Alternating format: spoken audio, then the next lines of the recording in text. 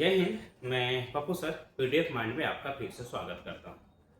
तो आज का सेशन जो है वो 10वीं कक्षा के इतिहास की पहली चैप्टर है। तो आज का न्यू सेशन के साथ हम लोग शुरुआत करते हैं। तो चलिए इतिहास की पहली चैप्टर यूरोप में राष्ट्रवाद से हम आज शुरुआत करते हैं। आप चैनल पे नए हैं तो सब्सक्राइब जरूर कर लीजिएगा। क्लास कैसी लगी है उसकी फीडबैक कमेंट बॉक्स में जरूर दीजिएगा। तो चलिए शुरू करते हैं आज की पहली सेशन, पहली क्लास यूरोप में राष्ट्रवाद। थंबनेल में आप लोग देख ही लिए होंगे कि आज की क्लास क्या रहने वाली है। तो चैप्टर का नाम है 10वीं कक्षा के पहली चैप्टर का नाम है यूरोप में राष्ट्रवाद। यूरोप में राष्ट्रवाद कैसे हुआ था, क्या क्या हुआ था, कैसी घटनाएं घटी थी। तो चलिए शुरू करते हैं।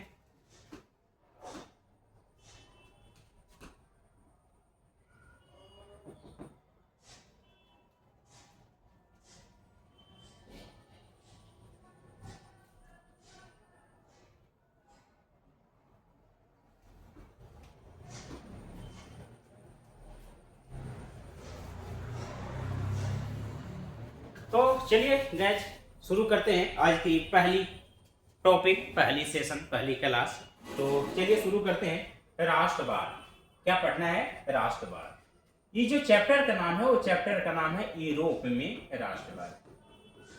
राष्ट्रवाद, यूरोप में राष्ट्रवाद। यूरोप क्या है? यूरोप एक महादेश है। क्या है? महादेश है।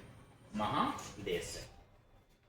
कहने का मतलब क्या हुआ कि जो यूरोप में महादेश का मतलब क्या हुआ कि यूरोप जो है, यूरोप एक महादेश है। और जब यूरोप महादेश में राष्ट्रवाद की भावना कैसे उत्पन्न हुई? आखिर क्या समस्या थी यूरोप में? यूरोप महादेश के कई ऐसे राज्य थे जो छोटे छोटे भागों में विभक्त थे, छोटे छोटे राज्यों में विभाजित हुआ था।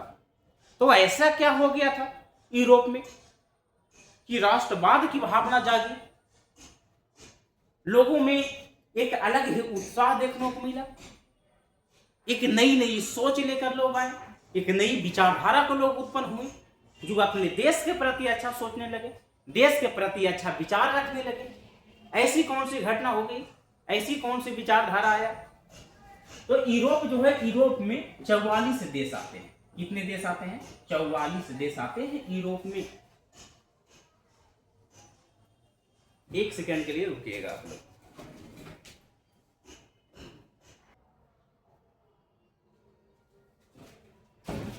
तो चलिए एक सेकंड। चलिए यूरोप में 44 देश है। कितने देश है? 44। और यूरोप क्या है? यूरोप एक महादेश है। एक सेकंड रुकिएगा।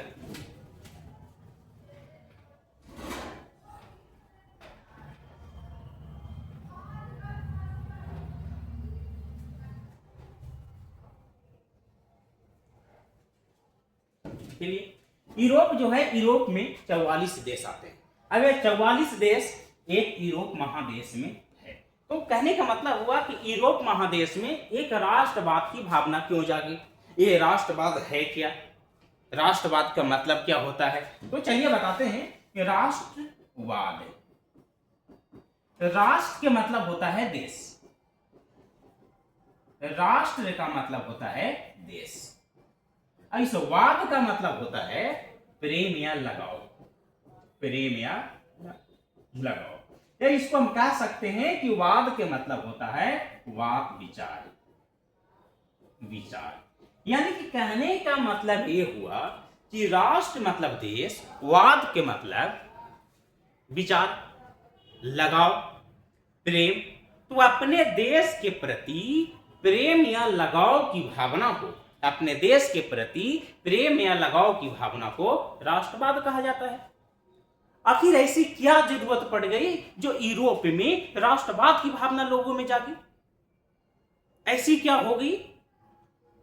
तो पता चला, अंदर पढ़ने के बाद पता चला कि यूरोप के कई ऐसे देश थे जो आपस में उलझे हुए थे, आपस में एक दूसरे को मार पीट रहे थे।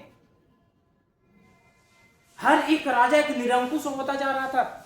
हर एक राजा निरंकुश है, प्रजा मर रहा है, प्रजा के भूखे मर रहा है, राजा युद्ध कर रहा है, राजा की अलगी रानियां हैं, अलग खर्चा कर रही है, राजा के पूरा खजाना खाली होता जा रहा है, राजा प्रजा के लिए कुछ नहीं कर रहा है, प्रजा जो है वो भूख के मारे व्याकुल है, उसको खाने के लिए अनाज नहीं है, लेकिन फिर भी राजा के कान पर जू तक नहीं रेंगता है। अब वहां के प्रजा को लगता है कि ये जो राजा है वो निरंकुश है, हम लोग के लिए कुछ नहीं करने वाला है, कुछ भी नहीं करेगा। राजा इतना निरंकुश था तो वह अपने ऐशो आराम में इतना वो विलय हो चुका था कि वो अपने देश की प्रजा के लिए ख्याल तक नहीं आया कि उसके देश का प्रजा, उसी के राज्य के प्रजा भूख के मारे जा रहे हैं। इनकी दुर्दशा इतनी बुरी हो गई थी कि एक वक्त की रोटी को खाने के लिए एक दाना नहीं था। मजबूरन राजा के खिलाफ वहां की प्रजा आंदोलन शुरू कर दिया। जब राजा के खिलाफ अपने देश को बचाने के लिए, अपने जीवन को बचाने के लिए जो प्रजा के मन में, जो राजा के विरोध में जो नफरत पैदा हुआ, राजा को गद्दी से उठाकर फेंकने की जो लालसा मन में जागी, देश को बचाने के लिए, अपने जीवन बचाने के लिए, उसी को राष्ट्रवाद कहते हैं। देश के प्रति प्रेम या लगाव राष्ट्रवाद कहलाता है। तो जब यूरोप के राजा इतना निरंकुश था कि जब वहां के प्रजा को लगा कि अब हमारा देश नहीं बचेगा, इस राजा बर्बाद कर देगा, इसकी रानियां बर्बाद कर देगा, तो वहां के प्रजा को अपने देश के प्रति एक लगाव उत्पन्न हुआ, एक प्रेम जागा, एक अच्छा सोच जागा कि अपने देश के प्रति कुछ न कुछ करना है। तो देश के प्रति प्रेम या लगाव की भावना रखना राष्ट्रवाद कहलाता है, अपने देश के प्रति। अब यूरोप के बहुत सारे ऐसे राजा थे, बहुत सारा यूरोप के ऐसे देश थे जहां के राजा निरंकुश था, जो आगे वाली क्लास में हम आप लोग को बताएंगे। आप लोग ध्यान से पढ़िए। तो चलिए, राष्ट्रवाद का मतलब होता है अपने देश के प्रति प्रेम या लगाव की भावना को ही देश का राष्ट्रवाद कहा जाता है। राष्ट्र मतलब होता है देश, और वाद के मतलब होता है प्रेम या लगाव। प्रेम या लगाव की भावना अपने देश के प्रति रखना ही राष्ट्रवाद कहलाता है। देखिए, राष्ट्रवाद अपने देश के प्रति प्रेम या लगाव की भावना रखना राष्ट्रवाद कहलाता है। अपने देश के प्रति हम अपने देश को बर्बाद होते नहीं देख सकते हैं। अगर मेरे देश का प्रजा नाराज है राजा से, अगर हमारे देश की प्रजा राजा के कारण अगर भूख से व्याकुल है, भूख से मर रहा है, तो हम राजा अपने देश को बचाने के लिए राजा के खिलाफ आवाज उठाएंगे, राजा के खिलाफ प्रदर्शन करेंगे, राजा के खिलाफ विरोध प्रदर्शन करेंगे। हम अपने देश के लिए, हम अपने देश को बचाने के लिए, यही राष्ट्रवाद कहलाएगा। राष्ट्रवाद अपने देश को बचाने के लिए जो मेरे मन में जो भावना जागेगी देश को प्रति, वही राष्ट्रवाद कहलाता है। आगे चलते हैं। राष्ट्रवाद एक ऐसी भावना है जो किसी भौगोलिक, सांस्कृतिक और सामाजिक परिवेश में रहने वाले लोगों में एकता का वाहक बनती है। तो राष्ट्रवाद एक ऐसी भावना है जो प्रत्येक व्यक्ति को सामाजिक, सांस्कृतिक के आधार पर रहने वाले लोगों में एकता का वाहक बनती है। एकता के वाहक बनने का मतलब कि अगर देश के प्रति अगर मेरा प्रेम है, देश के प्रति अगर लगाव है, तो देश को बचाने के लिए जो हम समाज और परिवेश, समाज और संस्कृति में जो बात विचार करेंगे कि देश को बचाना है, तो एकता का काम करेगी। समाज में रहने वाले सभी लोग एकजुट होंगे और कहेंगे चलो अपने देश को बचाते हैं। सभी के मन में देश के प्रति लगाव उत्पन्न होगा, प्रेम की भावना जागेगा, और प्रेम की भावना को जागना ही राष्ट्रवाद कहलाता है। यह है यूरोपीय राष्ट्रवाद। आगे चलते हैं।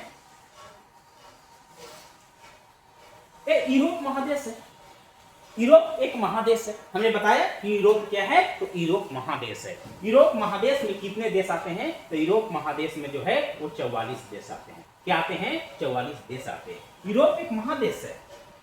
यूरोप महादेश में इटली, जर्मनी, यूनान राष्ट्र, पोलैंड, हंगरी, बोहेमिया इत्यादि आते हैं। इसमें एक देश और है जो ऑस्ट्रिया है। कौन है, ऑस्ट्रिया। यूरोप महादेश में टोटल 44 देश हैं। जो कुछ जो इंपोर्टेंट देश है, जो यूरोप के राष्ट्रवाद में हमको उसके बारे में पढ़ना है, वो देश है इटली है, जर्मनी है, यूनान है, ये है ऑस्ट्रिया, क्या, ऑस्ट्रिया, और ये है पोलैंड, ये है हंगरी, और फिर है बोहेमिया। देख लीजिए एक बार, ये ऑस्ट्रिया है, ये ऑस्ट्रिया है। तो यूरोप महादेश में जब राष्ट्रवाद की भावना जागी, तो कौन कौन से देश में राष्ट्रवाद की भावना जागी, कौन कौन से देश को एकीकरण किया गया, उसके बारे में हम लोग को आगे पढ़ना है। तो चलिए आगे चलते हैं। यूरोप में राष्ट्रवाद के उदय के कारण अभी हम बताएं कि राष्ट्रवाद, अगर किसी देश में राष्ट्रवाद की भावना अगर जागती है, किसी देश में, किसी भी देश में, एक सेकंड,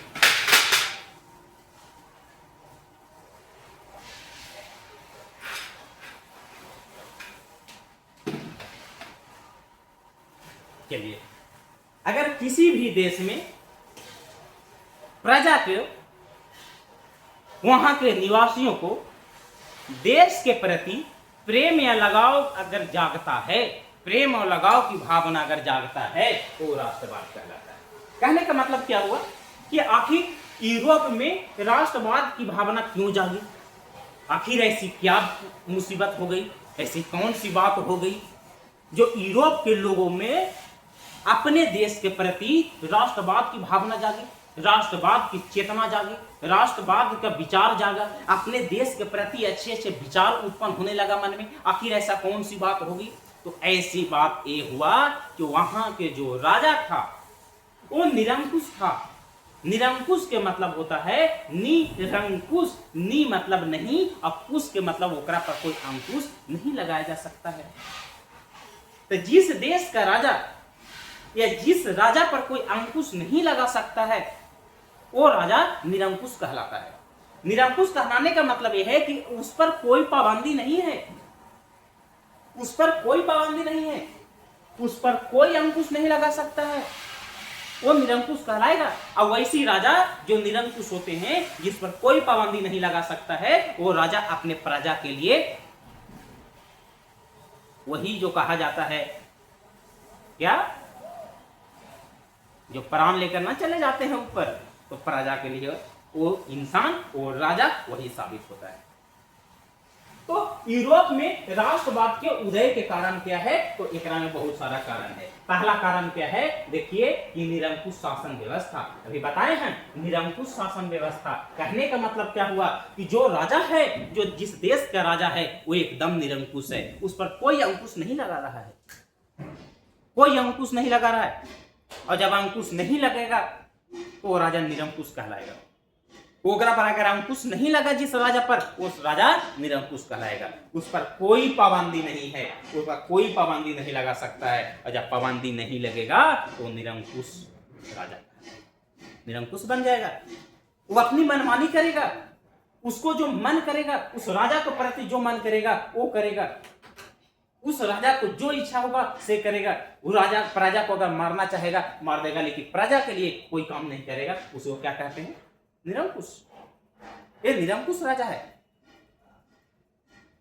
यूरोप में राष्ट्रवाद की भावना का प्रथम बात यही था, पहली बात यही था कि वहां का राजा जो था निरंकुश था। वो जो शासन व्यवस्था जो चला रहा था निरंकुश शासन था, निरंकुश शासन व्यवस्था था, ओकरा कोई अंकुश नहीं लगाया जा रहा था। दूसरा, यूरोप में पुनर्जागरण।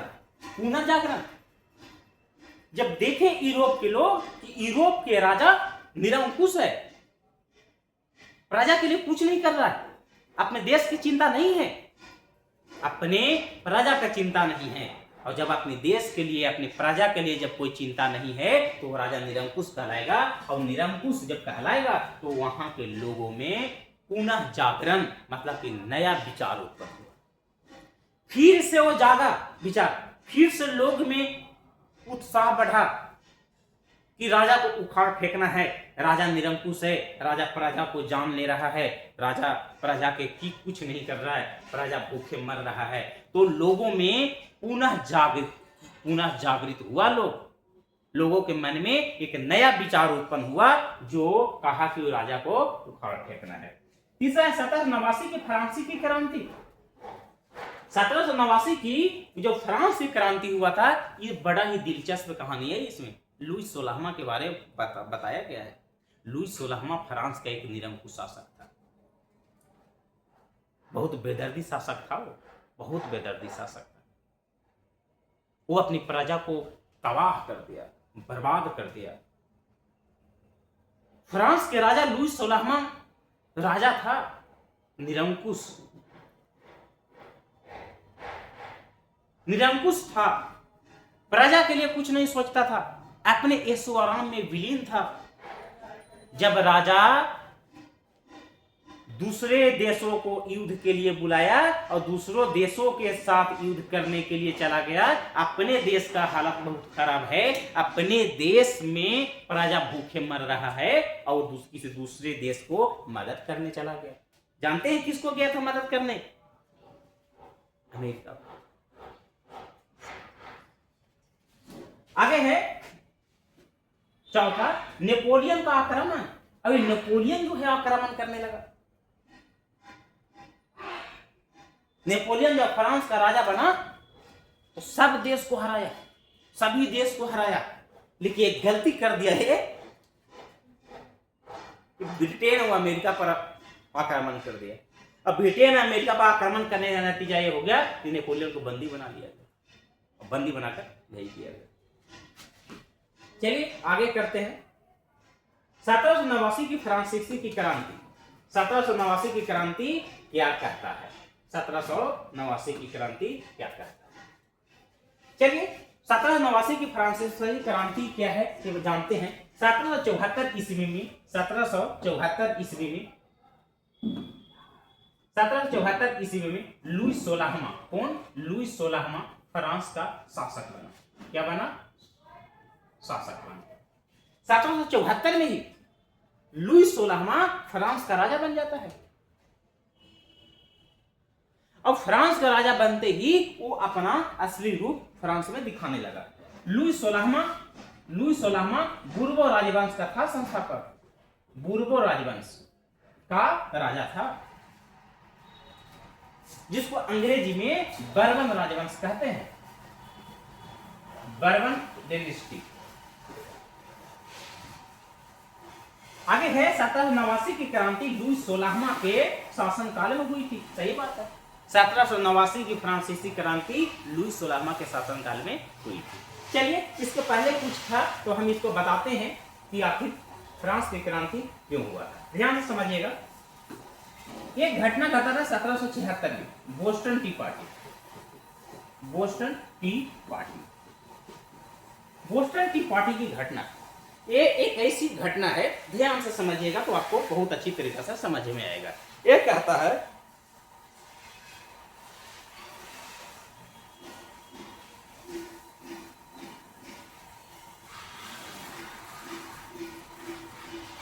(1776) में बोस्टन टी पार्टी की घटना हुआ। 1776 में बोस्टन टी पार्टी एक क्या था? तो बोस्टन एक जगह है, कहाँ है? अमेरिका, समुद्र के बीच है, अमेरिका के पास। 1776 में ब्रिटेन ने अमेरिका के 13 बस्तियों को गुलाम बनाया।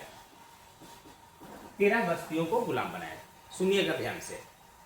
1776 में ब्रिटेन ने, मतलब इंग्लैंड ने, अमेरिका के 13 बस्तियों को गुलाम बनाया। 13 बस्तियों को गुलाम बनाकर ब्रिटेन वहां पर कब्जा किया। और कब्जा करने के बाद वहां से व्यापार, अमेरिका से ब्रिटेन बहुत आसानी से व्यापार करने लगा। ज्यादा व्यापार होने लगा।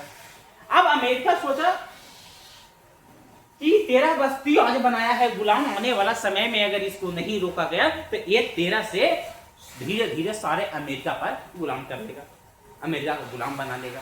तो 13 बस्तियों को बचाने के लिए अमेरिका जो है वो फ्रांस का मदद मांगा। क्या मांगा? फ्रांस का मदद मांगा।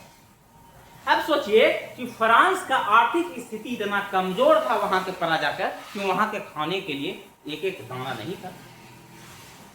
वहां की प्रजा भूख से व्याकुल था। वहां का जो शासक था, फ्रांस का जो राजा था, वो राजा का नाम था लुई 16वां। और जो फ्रांस का राजा जो लुई 16वां था वो अमेरिका की मदद करने के लिए हाँ कह दिया। अब अमेरिका चाहता था कि जो ब्रिटेन अमेरिका के 13 बस्तियों को जो गुलाम बनाया है, हम फ्रांस की मदद से अमेरिका ब्रिटेन को हराएंगे और 13 बस्तियों को हम आजाद कर लेंगे। अब अमेरिका फ्रांस को बुलाया, लुई 16वां का किया कि तैयार हो गया, कहा कि हम अमेरिका को मदद करेंगे, चलो अमेरिका को मदद करते हम चलते हैं। चला गया। अब अमेरिका क्या किया कि फ्रांस के मदद से ब्रिटेन के जहाज को, चाय से लदा हुआ जहाज था, चाय से लदा हुआ जहाज को समुद्र में डुबा दिया। अब ब्रिटेन क्या करता था कि अमेरिका की जो 13 बस्ती को जो गुलाम बनाया था, 13 बस्तियों पर जो अधिकार किया था ब्रिटेन, वो 13 बस्तियों से ब्रिटेन अमेरिका से चाय लेके जाता था अपने देश। और चाय से समुद्र के बीच में, अमेरिका में समुद्र के बीच में एक बोस्टन एक जगह है, बोस्टन एक बंदरगाह है, एक जगह है। अब बोस्टन जगह पर चाय से लदे ब्रिटेन के चाय से लदे जहाज को समुद्र में डुबा दिया। कहां डुबा दिया? समुद्र में डुबा दिया। इस घटना को बोस्टन टी पार्टी क्यों कहा गया? बोस्टन टी पार्टी इसलिए कहा गया कि बोस्टन एक जगह है और जहाज में जो सामान लदा हुआ था वो क्या था? चाय था। और चाय को अंग्रेजी में क्या कहते हैं? टी। इसलिए इस जगह को, इस घटना को क्या कहा गया? Boston T party. पार्टी तो हुई ना, जब चाय से लदा हुआ जहाज जब समुद्र में डुबा दिया तो समुद्र के सारे मछलियां चाय पिए, पार्टी मनाया। इस चलते इस घटना को कहा गया बोस्टन टी पार्टी। बोस्टन मतलब एक जगह, टी मतलब चाय, और पार्टी समुद्र के मछली मनाया। इस चलते इस घटना को कहा गया बोस्टन टी पार्टी। मजाक कर रहे हैं। तो बोस्टन टी पार्टी की घटना कब हुआ? 1776 में। अब बोस्टन टी पार्टी की घटना के बाद अमेरिका 13 बस्तियों को आजाद कर लिया। 13 बस्ती को क्या कर लिया? आजाद कर लिया। अब जैसे ही अमेरिका ब्रिटेन से 13 बस्तियों को आजाद कराया, अमेरिका अपने आप में खुश। और अमेरिका अपने आप को 1776 में बोस्टन टी पार्टी घटना के बाद 17 बस्तियों को आजाद कराने के बाद अमेरिका अपने आप को आजाद घोषित कर दिया। कहा कि हम तो आजाद हो गए। अमेरिका के मात्र 13 बस्ती था और 13 बस्तियों को आजाद होने के बाद अमेरिका अपने आप को आजाद घोषित कर दिया, क्योंकि हम तो आजाद हो गए। तो 1776 में अमेरिका, एक क्वेश्चन पूछता है, 1776 में अमेरिका अपने आप को आजाद घोषित किया। क्या घोषित किया? आजाद घोषित किया। कहा कि अब से हम आजाद हैं, क्योंकि अब अमेरिका पर ब्रिटेन का प्रभाव नहीं है, क्योंकि ब्रिटेन वाले को हरा दिया गया और 13 बस्तियों को छीन लिया। ये था बोस्टन टी पार्टी। अब फ्रांस गया था अमेरिका को मदद करने। अब फ्रांस के प्रजा इतना दुखी था, इतना नाराज था राजा से। अब फ्रांस के राजा अपने देश की आर्थिक स्थिति को नहीं देख रहा है। अब फ्रांस के राजा अपने प्रजा की देखभाल नहीं कर रहा है। फ्रांस के प्रजा भूख से व्याकुल है, भूख से मरा जा रहा है, खाने के लिए दाना नहीं है। और फ्रांस का राजा इतना निरंकुश है कि अपने प्रजा को न देख करके वो अमेरिका को चला गया हेल्प करने। अब अमेरिका को जब हेल्प करने चला गया तो फ्रांस का राजा और नाराज हो गया। और दुखी हुआ कि हम लोग भूख से मर रहे हैं, हम लोग के पास खाने के लिए कुछ नहीं है, अब हमारा राजा इतना निरंकुश है, वो किसी का बात नहीं सुनता है। अपने देश का स्थिति इतना खराब है कि खाने के लिए रोटी नहीं है, खाने के लिए दाना नहीं है, और हमारा राजा जो है वो किसी दूसरे देश के मदद करने चला गया।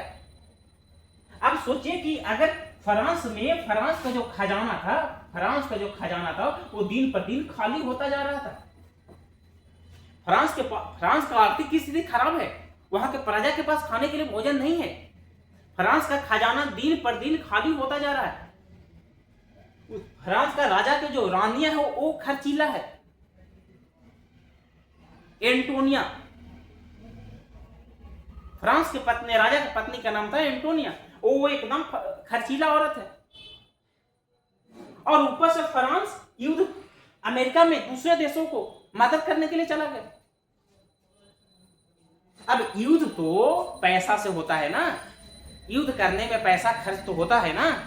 अब खजाना ऑलरेडी पहले से खाली हो रहा है, अब आप चले गए दूसरे को मदद करने, खजाना ऑलरेडी पहले से खाली था और खजाना खाली हो गया। तो फ्रांस के प्रजा जब ये देखा तो फ्रांस के प्रजा में और नाराजगी पैदा हुआ और नाराज हो गए, बोले कि अब इस राजा को पद से हटाना पड़ेगा, अगर इस राजा को पद से नहीं हटाया गया तो फ्रांस को बर्बाद कर देगा। जब ऐसे देहात में एक कहावत है कि जब छुटहा साढ़ को छोड़ देला ना तो केकरो खेती खा जाला। फ्रांस का राजा जो था वो छूटा साढ़ की तरह था, उस पर कोई अंकुश नहीं लगाएगा। अब जो छूटा साढ़ जो होता है ना देहात में, उस पर गर्दन में पागा नहीं लगाया जाता है, रस्सियां नहीं लगाई जाती है, और रस्सियां नहीं लगाने के कारण उसको छूटा साढ़ कहा जाता है। उसको कोई रोकेगा नहीं, उसको कोई बांधेगा नहीं। तो फ्रांस का जो राजा था वो वही था, छूटा साढ़, उसका कोई अंकुश नहीं लगा सकता है, उसको कोई नहीं समझा सकता था कि महाराजा पैसे कीजिए, जिसको करेगा उसको मरवा देता वो। तो फ्रांस का राजा जो लुई 16वां था वो इस विचार का आदमी था, इसलिए लुई 16वां को निरंकुश कहा गया, मगर छूटा साढ़ की तरह काम करता था। ससुरा बड़ा बदमाश था, किसी का बातें नहीं सुनता था। उसकी पत्नी अलग थी, वो ससुरी और खर्चीला थी, वो और खर्चा करवाती थी। ऐसे ऐसे तो राजा थे फ्रांस में। चलिए आगे चलते हैं। 1789 में फ्रांसीसी क्रांति का कारण क्या था? आप क्रांति का कारण देख लीजिए। समाज के तीनों वर्ग पादरी, कुलीन और समान वर्ग में असमानता तो हो। अब ना फ्रांस में ना 3 वर्ग बटा हुआ था, ध्यान से समझिएगा। फ्रांस में 3 वर्ग बटा हुआ था, एक था पादरी, एक था कुलीन और एक था समान वर्ग, कॉमन मैन इसको कहते हैं, समान वर्ग। पादरी का मतलब होता है जो सबसे ऊंची जाति थी उस समय, पादरी जो था सबसे ऊंची जाति थी, और समान वर्ग जो था कॉमन मैन जो नीचे जाति के थे।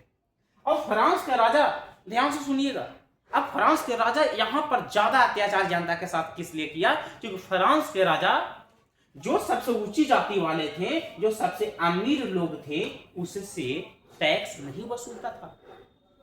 अब फ्रांस के राजा की बात सुनो भाई, ये क्या राजा है? जिसके पास ज्यादा पैसा है, जो अमीर है, उसको टैक्स नहीं लेता था फ्रांस का राजा। जो गरीब है, जो कॉमन मैन है, उससे फ्रांस का राजा टैक्स लेता था। उसका खजाना खाली नहीं होगा तो क्या होगा भाई? ससुरा के इतना भी दिमाग नहीं था कि जिस व्यक्ति के पास ज्यादा पैसा है उस व्यक्ति को पैसा के अनुसार टैक्स वसूलेंगे तो ज्यादा हमको खजाना में पैसा आएगा। ससुरा का दिमाग इतना भी नहीं था। अब जिसका पास नहीं है पैसा, मजदूर वर्ग जो लोग थे, किसान थे, मजदूर थे, जो किसान थे, एक तरह से टैक्स लेता था फ्रांस के राजा।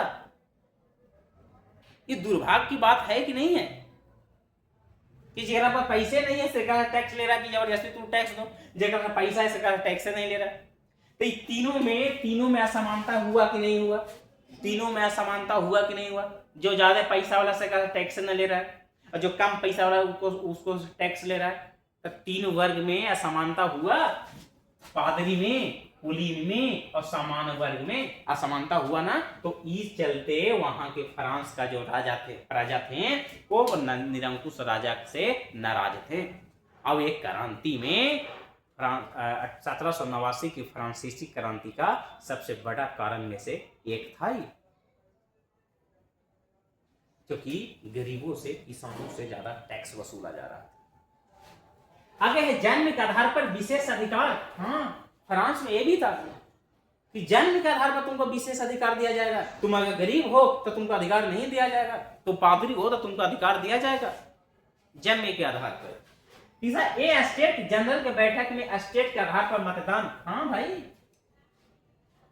ए स्टेट जनरल के बैठक हुआ था।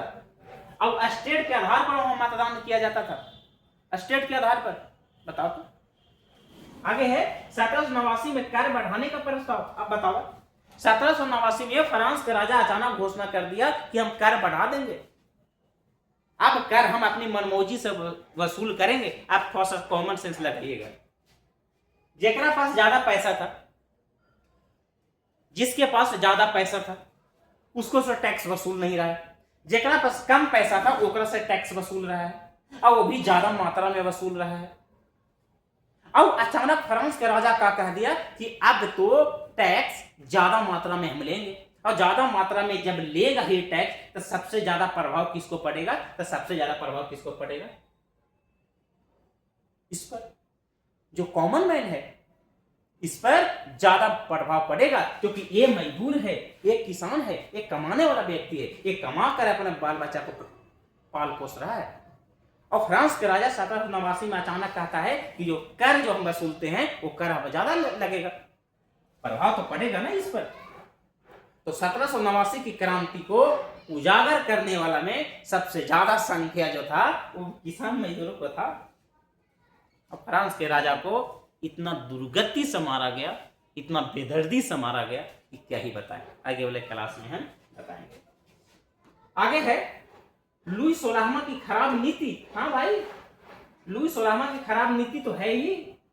एक एको नीति काम लायक था, एक को नीति, एक को नियम एक काम लायक नहीं था, सब बेतुका काम करता था साला। इसको शासन करने का तरीका ही नहीं मालूम था, किसको से ज्यादा टैक्स लेना है, किसको से कम टैक्स लेना था, इसको ये भी नहीं पता था। एक खजाना खाली हो रहा है, इसका खजाना खाली है और चला गया अमेरिका को मदद करने। एक देश का प्रजा भूखे मर रहा है, अभी किसी दूसरे देश को मदद करने चला गया। खजाना तो खाली होगा ना, प्रजा नाराज नहीं होगी, क्या होगी? प्रजा दुखी होगी, नाराज होगी, इसीलिए राजा के खिलाफ आंदोलन छिड़ा था। और 1789 की फ्रांसीसी क्रांति में सबसे ज्यादा जो हाथ था आंदोलन करने में वो फ्रांस के मजदूर किसानों का था, क्योंकि तो सबसे ज्यादा तबाही किसको मचा था जिंदगी में? मजदूर किसान को। सबसे ज्यादा टैक्स किससे वसूला जा रहा था? तो किसान और मजदूर से। इसलिए 1789 की फ्रांसीसी क्रांति में मजदूर और किसान बढ़ चढ़ के हिस्सा लिए, और राजा को बीच चौराहे पर मारने का जो काम किया था वो ये किया था। मजदूर और किसान सबसे ज्यादा संख्या में थे। चलिए आगे चलते हैं। इसका परिणाम क्या हुआ? परिणाम भी देख लीजिए। जब क्रांति होगा तो परिणाम भी होगा। 1789 की फ्रांसीसी क्रांति का परिणाम हो गया, तितिमा हो गया। तितिमा ये हुआ कि मार दिया गया, फ्रांस के राजा को बीच चौराहे पर मारा गया, फांसी पर लटका दिया गया, काट दिया गया था। निरंकुश राजा था। जब प्रजा राजा से परेशान हो जाए तो प्रजा के पास एक ही उपाय होता है कि राजा की सत्ता को उखाड़ फेंको, तब जाकर प्रजा की जान बचेगी, वरना ऐसे नहीं बचेगी। देखिए कैसे। पहला है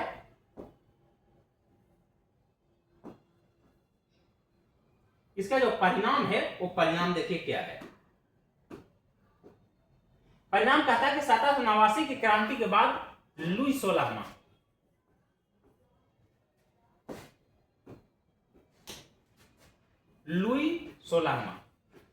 लुई 16वां को राजशाही का अंत हो गया। 1789 की क्रांति के बाद जो लुई 16वां को जो राजशाही था, जो राजा था, राज का जो शासन था, जो राजा बना था, उसका राजशाही समाप्त हो गया। ताकि अब तुम राजा नहीं बन सकता है, अब प्रजातंत्र लागू होगा।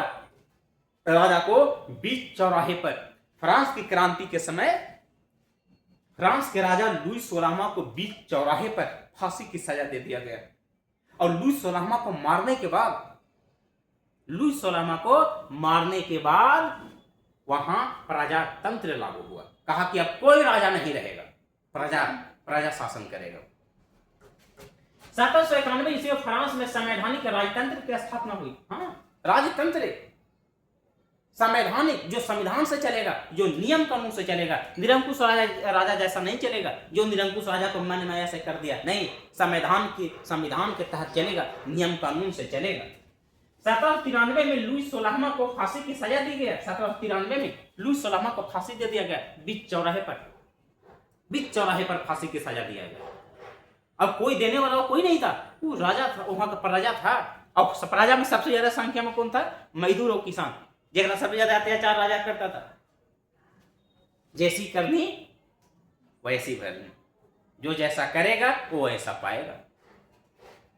फ्रांस का संविधान 1791 में बनकर तैयार हुआ।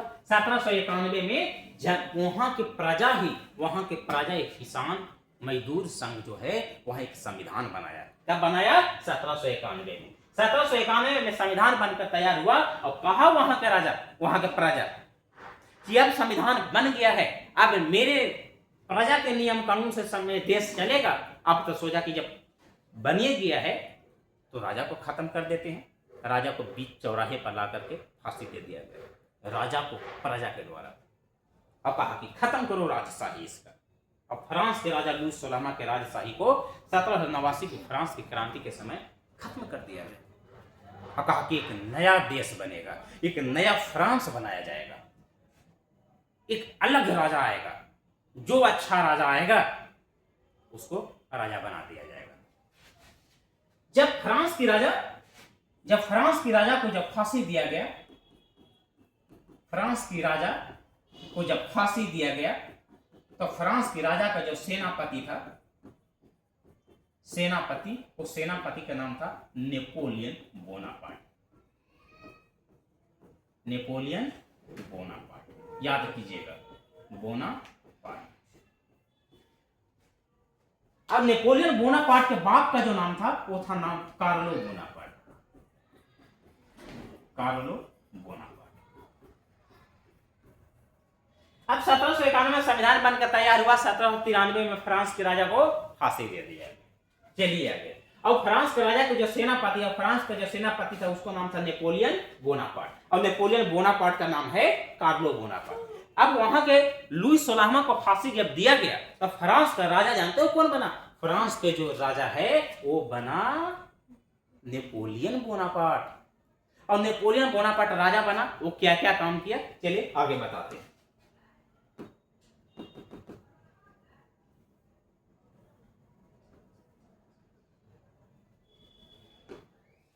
सत्रह सौ नवासी का फ्रांस की क्रांति, 1789 की फ्रांस क्रांति के समय,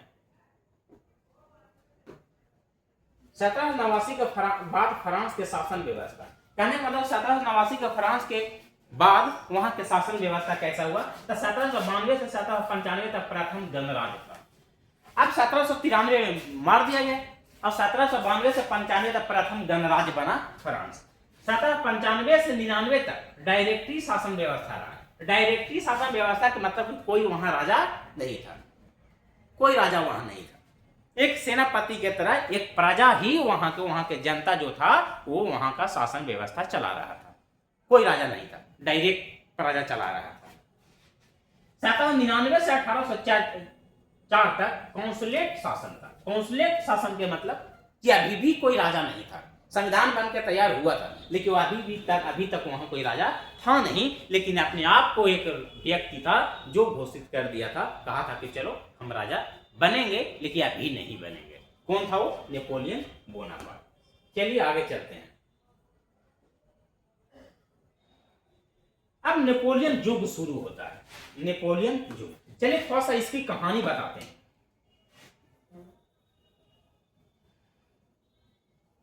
यह नेपोलियन युग 1804 से 1815 है।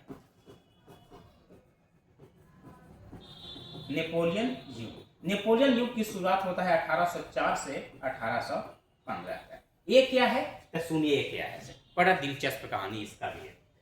कहने का मतलब कि जब 1793 में फ्रांस की राजा लुई 16वां को फांसी दिया गया और 1791 में जब वहां के संविधान बनकर तैयार हुआ, तो जिस समय फ्रांस के राजा लुई 16वां को फांसी की सजा दिया गया था, लुई 16वां को बीच चौराहे पर फांसी की सजा दिया गया। और जब लुई 16वां को फांसी की सजा दिया गया, उस समय फ्रांस का जो राजा सेनापति था उसको नाम था Napoleon Bonaparte. Napoleon Bonaparte France के राजा लुई 16वां के मरने के बाद सोचा कि राजा बन जाए। नेपोलियन सेनापति था, नेपोलियन के पास देश चलाने का अनुभव था। फ्रांस जैसे राजा का सेनापति था, वो चाहता तो राजा बन सकता था, लेकिन राजा नहीं बना। वो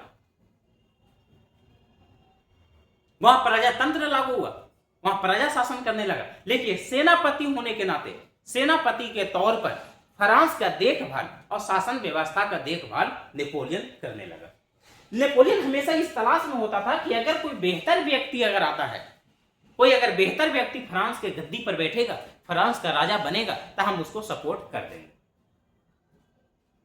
नेपोलियन जो है बहुत दिनों तक इंतजार करता रहा कि कोई व्यक्ति आएगा, अच्छा व्यक्ति आएगा, शासन करने वाला व्यक्ति आएगा तो राजा हम बना देंगे। कोई व्यक्ति नहीं आया, कोई राजा नहीं बना। और जब तक नेपोलियन राजा नहीं बना और जब तक लुई 16वां मारा गया था, तब तक फ्रांस में डायरेक्टरी शासन व्यवस्था चले रहा, डायरेक्ट प्रजा चलाने लगा। कोई राजा नहीं था, कोई राजा नहीं था। फिर बाद में कॉन्सुलेट शासन चलने लगा। अब क्या हुआ, नेपोलियन इंतजार करते रह गए कि अब कोई राजा बनेगा, अब कोई राजा बनेगा। कोई राजा नहीं बनने के लिए तैयार हुआ, कोई राजा बनने नहीं आया। और नेपोलियन के पास अनुभव है ये था देश चलाने का। नेपोलियन 1804 में अपने आप को घोषित करता है कि I am umpire of the France, I am umpire of the France, मैं फ्रांस का सम्राट हूं। 1804 में नेपोलियन अपने आप को घोषित कर दिया कि फ्रांस, आज से फ्रांस का जो राजा होगा वो मैं हूंगा। नेपोलियन को फ्रांस का राजा बना दिया गया और नेपोलियन 1804 में फ्रांस का राजा बना। और नेपोलियन फ्रांस का राजा बनते ही सारे नियम कानून तोड़ दिया, कहा कि कोई नियम नहीं चलेगा, एक नियम चलेगा, वो चलेगा नेपोलियन का। और नेपोलियन ने एक कानून बनाया, उसको कहा गया नेपोलियन संहिता। नेपोलियन संहिता, नेपोलियन का कानून बनाया गया, नेपोलियन संहिता में लिखा गया, नेपोलियन का बनाया गया कानून, और कहा कि सिर्फ नेपोलियन का कानून चलेगा। अब 1804 में नेपोलियन संहिता बना। 1804 में नेपोलियन फ्रांस का सम्राट बन गया। अब 1804 में ही नेपोलियन ने नेपोलियन संहिता लागू किया। 1815 में नेपोलियन वाटरलू का युद्ध हार गया। हाँ, अब ये सुनिए ध्यान से। नेपोलियन जब फ्रांस का राजा बना तो नेपोलियन को ये बड़ा ही दिलचस्पी था उसी समय से, जब फ्रांस का वो सेनापति था। जब फ्रांस का सेनापति था उसी समय से वो चाहता था कि हम सारा देश पर कब्जा करें, सारा देश को हराएं, सबको हराने लगा। फ्रांस का राजा बनते ही नेपोलियन ने सबको हराया, इटली को हराया, जर्मनी को हराया, ऑस्ट्रिया को हराया, हंगरी को हराया, बोहेमिया को हराया, सारे देश को हराया। लेकिन एक देश को हराना ही गलती कर दिया। अमेरिका से नहीं भेजना चाहिए था इसको, सब देश को हरा दिया। इसको अमेरिका से नहीं भेड़ना चाहिए था। अभी तो वो जीत पर जाता, जेकरा से युद्ध करा था सेकरा हरा दे रहा था, जिसको से युद्ध करने जा रहा है ओकरा पर जीत हासिल कर ले रहा है, सारा खजाना लूट के ला रहा है। जो फ्रांस के खजाना जो खाली हो गया था, वो फ्रांस का खजाना धीरे धीरे नेपोलियन के युद्ध से भरता चला गया। ना कहा जाता है कि जब नाश मनुष्य पर छाता है तो पहले विवेक मर जाता है। जब इंसान की बर्बादी का समय आता है तो उसको दिमाग काम करना बंद कर देता है। अब जब बर्बादी का समय इंसान का आता है तो वो उल्टा काम करेगा जो नहीं करना चाहिए उसको। नेपोलियन को आदत लग गया, सारे देश को हराने के बाद नेपोलियन को आदत लग गया कि चलो इसको भी हराते हैं। अमेरिका पर हमला कर दिया। अमेरिका इसको बहुत बहुत बुरी तरह से मारा। इसको आदत था जीतने का, हार का। हारा नहीं था कभी नेपोलियन, जिसको से लड़ा उसको से हरा दिया और जीत लिया। नेपोलियन जब अमेरिका को वाटरलू के युद्ध में बुलाया युद्ध के लिए, तो वाटरलू के युद्ध 1815 नेपोलियन हार गया। किसको से? अमेरिका से। अब अमेरिका नेपोलियन को बंदी बना लिया। बंदी बना के द्वीप पर, आइलैंड पर छोड़ दिया ले जाकर। आइलैंड मतलब जानते हैं? आइलैंड समुद्र के बीच में होता है, जहां सिर्फ बर्फ और बर्फ है, सिर्फ बर्फ है, वहां से तुम भाग नहीं सकते हो। नेपोलियन को समुद्र के बीच में बर्फ पर आइलैंड पर जाकर छोड़ दिया। नेपोलियन वहीं आइलैंड पर रहकर मर गया 1815 में। 1815 नेपोलियन वाटरलू का युद्ध हार गया। और 1815 से 21 नेपोलियन का मृत्यु हो गया। 1821 में 1821 में नेपोलियन का मृत्यु सेंट हेलेना द्वीप पर हो गया। जिस आइलैंड पर छोड़ा था ना नेपोलियन को, उस आइलैंड का नाम था सेंट हेलेना। और सेंट हेलेना द्वीप पर नेपोलियन का मृत्यु हो जाता है 6 साल के बाद।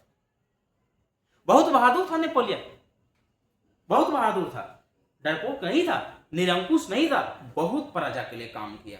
लेकिन काम करते करते वो मारा गया। जब घमंड, जब पैसा किसी इंसान के पास बहुत ज्यादा हो जाता है ना, तो उस इंसान के पास ना घमंड आ जाता है। नेपोलियन के पास यही हुआ था। नेपोलियन के पास इतना घमंड आ गया कि वो अमेरिका से लड़ने चला गया। भाई अमेरिका से, यही तो भूल किया नेपोलियन। उसको अमेरिका के पास नहीं जाना चाहिए था। चलिए आगे चलते हैं। 1804 की नागरिक संहिता। अब नागरिक संहिता क्या था? जो नेपोलियन जो लागू किया था, जन्म पर आधारित विशेषाधिकार। कहा कि जन्म पर आधारित विशेषाधिकार की समाप्ति, जो लुई 16वां ने ये लागू किया था फ्रांस में, कि जन्म के आधार पर तुमको विशेषाधिकार दिया जाएगा कि तुम जिस जाति का हो, किस धर्म का हो, किस समुदाय से तुम आते हो, उस आधार पर जो लुई 16वां ने जो प्रजा को जो अधिकार दिया था, वो नेपोलियन कहा कि हम इसको क्या करेंगे? समाप्त करेंगे। सबसे पहले समाप्त किया था नेपोलियन कि जन्म के आधार पर विशेष अधिकार नहीं दिया जाएगा। अगर हमारे देश का नागरिक है तो उसको यह अधिकार दिया जाएगा, सबका समान, सबका बराबर। दूसरा है कानून के सामने समानता। कानून सबके लिए बराबर है, वो अमीर हो या गरीब है। कानून किसी एक व्यक्ति का गरीब है तो उस पर दया करके छोड़ दिया जाएगा, ऐसा नहीं है। अगर वो अमीर है, उसके पास ज्यादा पैसा है, उसको छोड़ दिया जाएगा। गलत धंधा करने के बाद भी, गलत काम करने के बाद भी ऐसा नहीं चलेगा। कानून के सामने समानता, कानून सबके लिए समान रहेगा। अगला, संपत्ति को अधिकार को सुरक्षित किया गया। हाँ, संपत्ति का अधिकार को सुरक्षित किया गया। संपत्ति है तो रखो, टैक्स दो सरकार को, राजा को। समानती व्यवस्था को समाप्त कर दिया। हाँ, समानती व्यवस्था को समाप्त कर दिया। कोई रंगदारी नहीं, कोई तानाशाही नहीं, कुछ नहीं चलेगा हमारे देश में। ये नेपोलियन का कहना था। कोई तानाशाही नहीं, कोई रंगदारी नहीं, नहीं चल सकता है ऐसा। अगर किसानों के भू दासत्व, किसानों के भू दासत्व जागीरदार स्कूलों को समझती क्या था? किसानों के भू दासत्व जागीरदार। देखिए, कहने का मतलब हुआ कि किसानों के भू दासत्व, किसान को भूमि से मुक्त कर दिया। जो भूमि जो राजा जो छीन लिया था, जो दास के रूप में रखा था, जो नौकर के रूप में रखा था भूमि मालिकों को, उसको मुक्त कर दिया। आगे मेटरनिक युग, ये बड़े दिलचस्प है। मेटरनिक युग क्या था? अब 1815 में जब वाटरलू का युद्ध जब समाप्त हुआ, वाटरलू के युद्ध में जब नेपोलियन जब मारा गया, हार गया, उसको जब बंदी बनाया गया, उस समय मेटरनिक एक व्यक्ति था। उसका युग शुरू हुआ 1815 से 1848। ये मेटरनिक युग है। मेटरनिक एक व्यक्ति है। 1815 से 1884 तक, सॉरी 48 तक मेटरनिख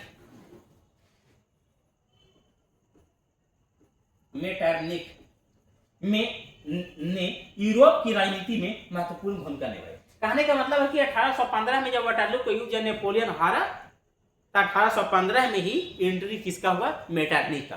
अब मेटरनिख का जो शासन काल रहा वो 1815 से 1848 के बीच में रहा, बहुत महत्वपूर्ण भूमिका निभाया है। अगर मेटरनिख ने कहा था कि यदि फ्रांस छिपता है तो पूरे यूरोप को जुकाम हो जाता है। हाँ, ये किसका है, बड़ा विवियन है। मेटरनिख ने ही कहा था कि जब फ्रांस छीकेगा ना तो पूरा यूरोप के सर्दी जुकाम हो जाएगा। सोचो, इतना ताकतवर अपने आप को मानता था कौन, मेटरनिख। आगे है वीना सम्मेलन 1815 में एक सम्मेलन हुआ वीना। अब वीना क्या है, वीना जो है, वीना ऑस्ट्रिया की राजधानी है। ऑस्ट्रिया की राजधानी का नाम क्या है, वीना। वीना सम्मेलन या इसी को वीना कांग्रेस सम्मेलन कहा जाता है। वीना कांग्रेस सम्मेलन या वीना सम्मेलन कब हुआ, 1815 में। यूरोप के विजय शक्तियां नेपोलियन के पतन के बाद 1815 में ऑस्ट्रिया की राजधानी वियना में एक सम्मेलन बुलाया जिसे वीना इतना शुद्ध कैसे होता है, वियना सम्मेलन के नाम से जाना जाता है। कहने का मतलब कि यूरोप की जो विजय शक्तियां था, जो बराबर विजय हासिल कर रहा था अपनी ताकत के बदौलत, तब यूरोप में विजय शक्तियां कौन था, नेपोलियन। जिस देश को युद्ध करने को बुलाता था उसी को हरा देता था। तब विजय शक्तियां नेपोलियन के पतन के बाद, नेपोलियन बंदी बना लिया गया, नेपोलियन युद्ध में हार गया। तो नेपोलियन के पतन के बाद 1815 में ऑस्ट्रिया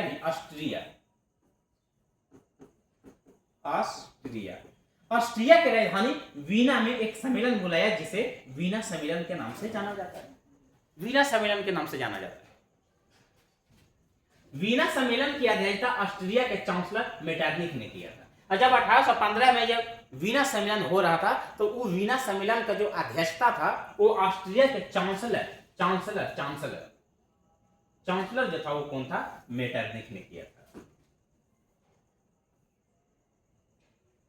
कुछ महत्वपूर्ण तथ्य है, इस पर ध्यान देते हैं। महत्वपूर्ण तथ्य क्या कहता है, वीना सम्मेलन में ब्रिटेन, रूस, फ्रांस और ऑस्ट्रिया ने अहम भूमिका निभाई। और जब वीना कांग्रेस सम्मेलन हुआ तो इसमें कुछ देश महत्वपूर्ण भूमिका निभाए नियम कानून बनाने में।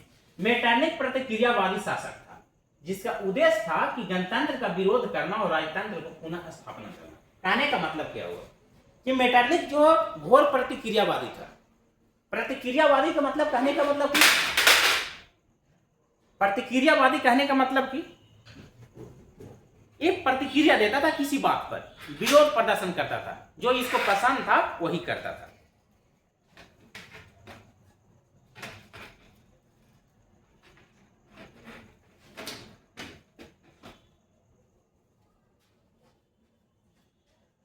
अब मेटरनिख हमेशा चाहता था कि जो गणतंत्र है, गणतंत्र का विरोध करता था। कहता गणतंत्र नहीं चलेगा, जनता का शासन नहीं चलेगा, अब राजतंत्र को पुनः बहाल करेंगे।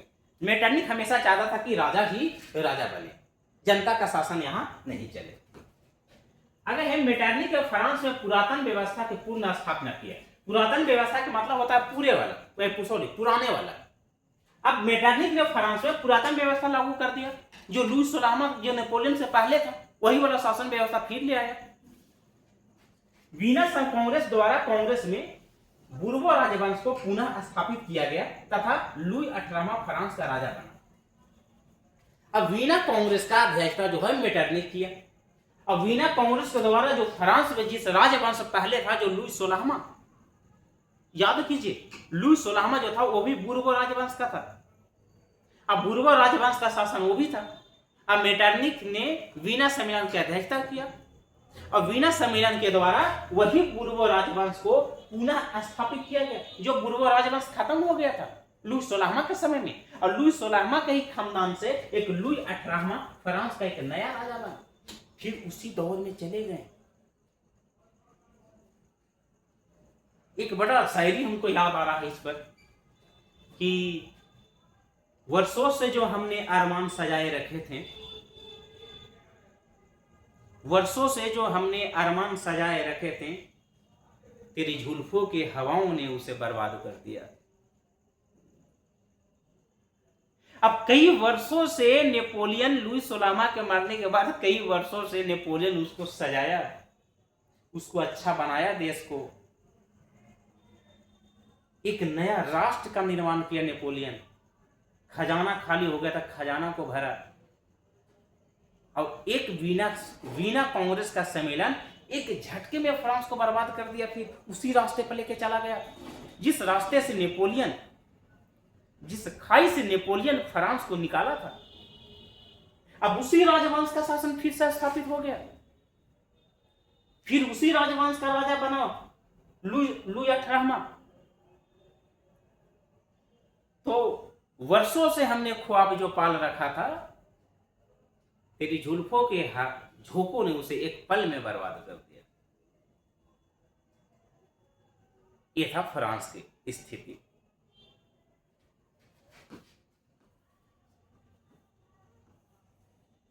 वीना कांग्रेस की उपलब्धियां, अब एक कहता है कि उपलब्धि क्या हासिल किया। अजीब है भाई, एक तो फ्रांस को फिर गड्ढा में गड्ढा खेल दिया और कह रहा कि अब तू बताओ कि उपलब्धि क्या हासिल किया। फ्रांस का भी इतिहास जो अलग ही मोड़ पर लेके जाता है। एक वो लुईस सोलामा था, फिर उसकी पत्नी थी, फिर जब उसको मारा गया तो उनका प्रजा शासन किया, जैसे तैसे शासन चला। नेपोलियन आया, अब फ्रांस को उस खाई से बाहर निकाला। वीना कांग्रेस फिर उसी खानदान लुईस सोलामा के खानदान से उसी एक खानदान के एक व्यक्ति को फिर राजा बना दिया और कह रहा कि वीना कांग्रेस को बहुत अच्छा काम किया। चलो भाई देख लेते हैं क्या क्या काम किया है। तो इनका पहला काम था कि इटली को मेटरनिक ने कई राज्यों में विभाजित कर दिया। देखो देखो वीना कांग्रेस की उपलब्धियां देखो। अब उन्होंने फ्रांस में बुर्बो राजवंश का स्थापना कर दिया, उसी के खानदान का एक राजा फिर उसी राजवंश का फिर स्थापित किया। और मेटरनिक फ्रांस से बाहर निकल कर कह रहा है कि इटली को कई राज्य विभाजित कर दिया और कहा कि ले इटली अब थोड़ा कई अलग अलग भागों में बांट देते हैं। अब यही नहीं किया, इसको कई टुकड़ों में बांट करके सब बांट दिया कि ले आधा तू ले, आधा तू ले, आधा तू ले। इटली को बांट दिया कई राज्यों में। ये था वीना कांग्रेस की उपलब्धि। गजब। जर्मनी में 39 रियासतें का संघ कायम रहा जिस पर ऑस्ट्रिया का अधिकार स्थापित किया गया। हमको तो लगा कि लिए के किया था, जर्मनी के भीतर एक अधिकार क्या दे दिया, कहा कि ले ऑस्ट्रिया तोड़ा दे रहे हैं। मेटरनिक का किया, वीना कांग्रेस में फैसला लिया गया कि इटली को बांट दो। वीना सम्मेलन में एक फैसला लिया गया कि जर्मनी को 39 छोटे छोटे टुकड़ों में बांट दो।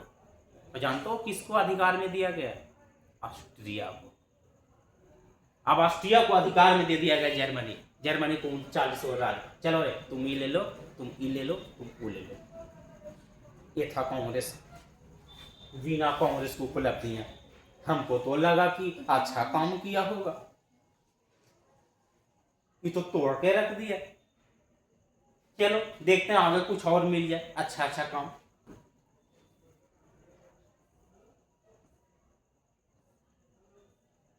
चलिए ये समाप्त होता है, आज की स्लाइड समाप्त होता है। आज तक इतना ही तक था। चलिए आज की क्लास इतना ही समाप्त करते हैं। तो कैसा लगा मेरा लेक्चर, कैसा लगा मेरी क्लास, इतिहास की पहली चैप्टर, पहली क्लास, पहली सेशन। तो आप लोग फीडबैक देते रहिए और पढ़ते रहिए, हंसते रहिए, मुस्कुराते रहिए और हमसे जुड़े रहिए PDF माइंड पर। तो चलिए कैसा लगा आप लोग कुछ बताइए, हमें फीडबैक दीजिए। उसके बाद क्लास को समाप्त करते हैं और फिर मिलेंगे अगली सेशन में। आप लोग मेहनत कीजिए और जितना मेहनत कीजिएगा सफलता उतना ही आसमान पर छूइएगा। और मेहनत ही एक ऐसी है जो आपको गरीबी से बाहर निकल सकता है, आपको गरीबी से मुक्त कर सकता है। जीत की, जिसे कहा जाता है कि जीत की गारंटी तभी है जीत की गारंटी तभी है जब हार और जीत दोनों आपके कंट्रोल में हो, और जब दोनों आपके कंट्रोल में हो तो दुनिया का कोई ताकत नहीं रोक सकता है आपको अपनी मंजिल तक पहुंचाने से। तो हार क्या है और जीत क्या है, दोनों आप अपने कंट्रोल में रखिए, और दोनों आपके कंट्रोल में होगा तो आपके अपनी मंजिल तक पहुंचने से दुनिया को कोई ताकत नहीं रोक सकता है। तो चलिए आप लोग मेहनत करते रहिए, पढ़ते रहिए, फिर मिलते हैं अगले सेशन में, अगली क्लास में। चलिए, जय हिंद।